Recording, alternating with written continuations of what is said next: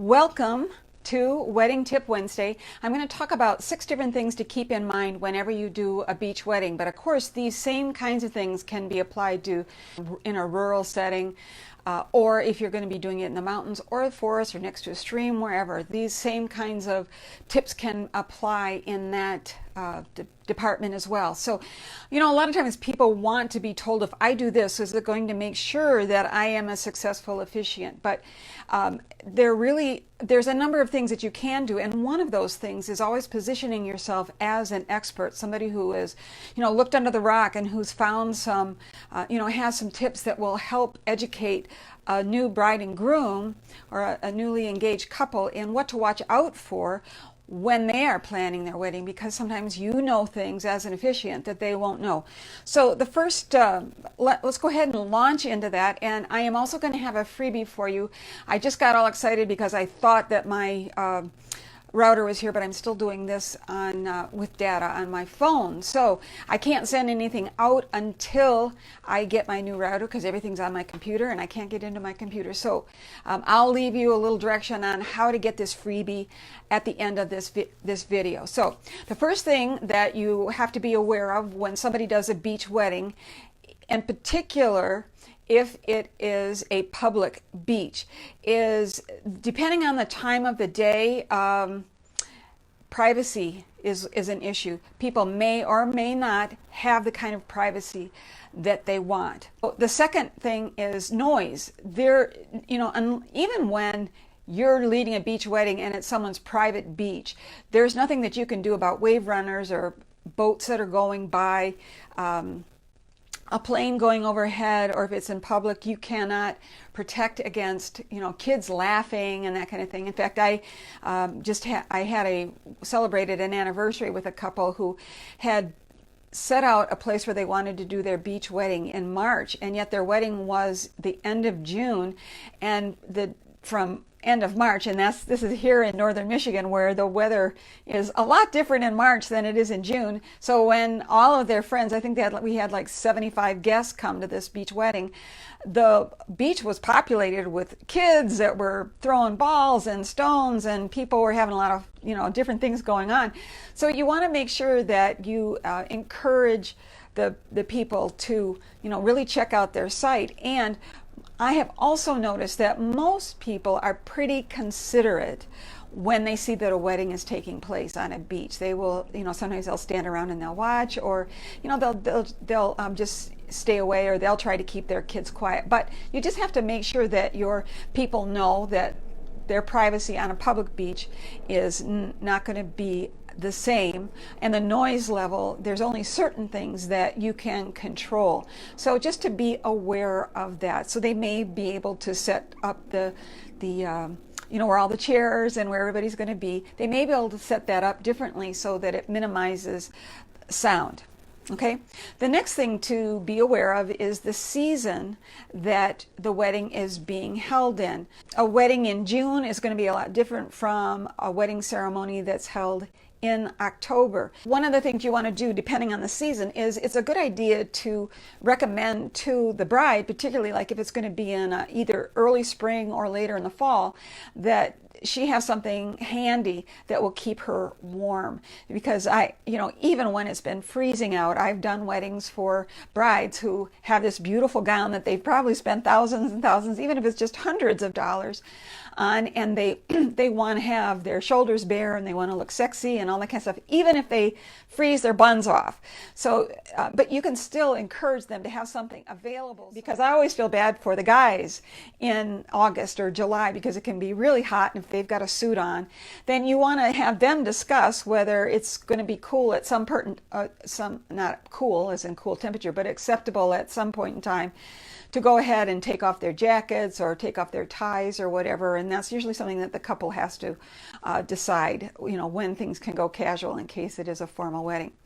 So the next thing is the time of day. This is particularly important if the couple You can ask the couple, do you have guests coming that are very sensitive to the sun? Are there a lot of men that are going to be, are there bald men, that kind of thing, so that they can help to set things up before the wedding happens, to warn people about bringing a hat or sunscreen, whatever it is. But if it's going to be at a warmer, like say it's in August, it's in summer, it's in midday, then one of the things I've done is I've encouraged the couple to provide fans. If they're going to have a program, that it have a little bit more substance to it, so that can be used as a fan, to have sunscreen available, and to have water available. I know at some of the bigger venues I've been at, they actually have water stands or tea stands and that kind of thing, so that people can go ahead and get water and keep hydrated. So you just want to remind the couple of a couple of things that they can do to help minimize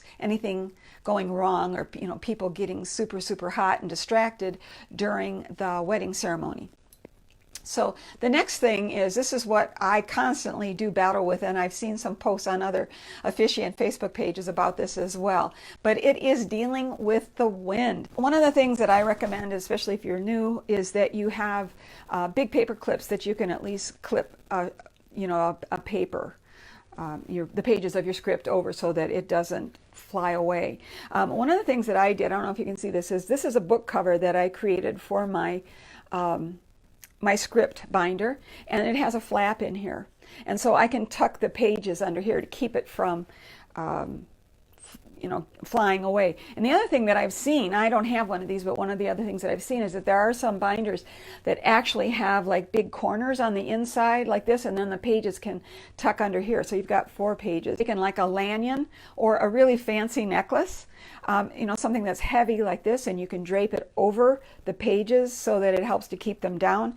One of the other things that I've read that other officiants have done is they put the pages of their script inside of a heavy plastic binder holder, so that it adds weight to the script and it doesn't blow away so easily. So if you've got any suggestions, please let me know. Post it on the feed so that everybody else can see it as well.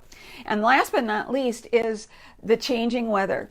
I remember when I first started to do weddings, and I was still at a church, that some people thought I was, not that they thought I was like Jesus, but that somehow I could pray and do the thing like calming the waters, and that just isn't going to happen. The weather can change, and of course everyone is as positive as they can be. They want their wedding to turn out perfectly.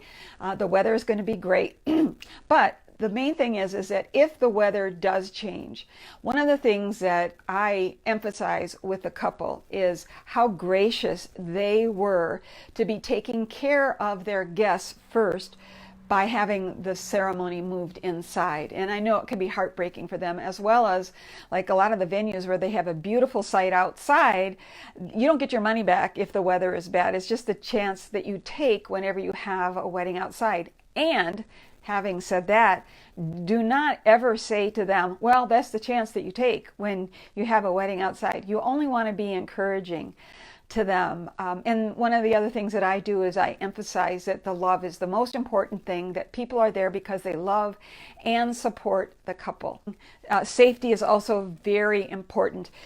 Up here in northern Michigan, I think it was in 2015, there was a huge, terrible storm that came in and just decimated a whole area where there were a lot of weddings that took place in that area, and it just decimated. People were without power for 3 whole weeks. And there was a wedding taking place on that day, and the bride insisted, even though she could see the clouds coming in, she insisted that they have that they keep the wedding up on this mountaintop. And what ended up happening was older people had a hard time getting off the mountain when there were not enough golf carts to get people off, and so a couple of them had to take refuge in this storage shed. And I talked to one of the staff members, and he actually had to get in that shed and hold the door shut because the wind was so fierce. So consequently, now when the weather looks bad up to 2 hours ahead of time, the venue no longer gives the bride the right to say yes or no. They say yes or no to whether the weather is good enough to have the ceremony. So you just want to find some really good ways to encourage people to take care of their guests and to make safety one of the important things in case the weather changes. And then again, I don't, this is a little add-on, but I don't like to get cold. And so I always emphasize to the couple, if the weather is really cold, the wedding is not about me, it's about them, but I'm going to wear a coat and I may even have gloves and a hat on because I am just not good with cold. So you may ask, why are you living in northern Michigan? And I would say that's a very good question. But it is beautiful up here. So those are the 6 tips. I would love to hear any techniques that you use to deal with the season or the time of the day or privacy, the wind, changing weather or noise, because we want to help each other. So thank you for joining me. And if, again, when you see this, if you will leave your email address, I will send you the free cheat sheet about the 6 points, and there will be things that you can do or talk about next week at 2 o'clock for Wedding Tip Wednesdays here on I Do Wedding Officiant Training Group. So thank you so much for joining me. Take care and lots of love to you. Have a great wedding weekend. Bye for now.